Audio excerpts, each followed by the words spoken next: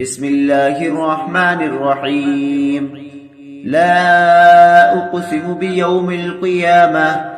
ولا أقسم بالنفس اللوامة. أيحسب الإنسان أن لن نجمع عظامه بلى قادرين على أن نسوي بنانه بل يريد الإنسان ليفجر أمامه يسأل أيان يوم القيامة فإذا برق البصر وخسف القمر وجمع الشمس والقمر يقول الإنسان يومئذ أين المفر كلا لا وزر إلى ربك يومئذ المستقر ينبأ الإنسان يومئذ بما قدم وأخر بل الإنسان على نفسه بصيرا ولو ألقى معاذيرا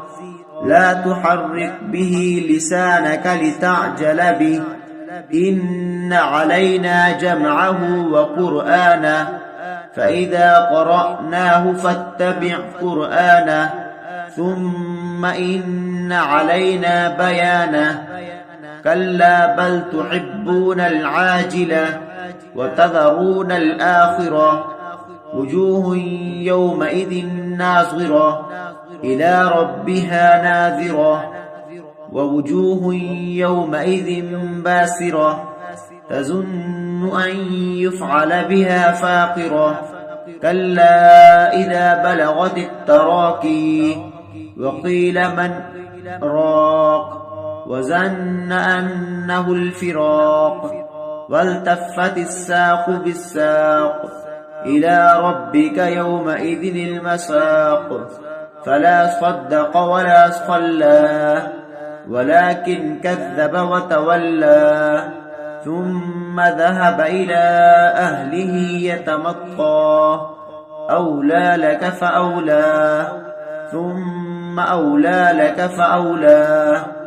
أيحسب الإنسان أن يترك سدى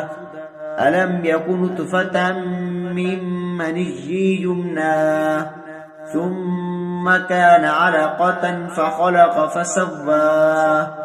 فجعل منه الزوجين الذكر والأنثى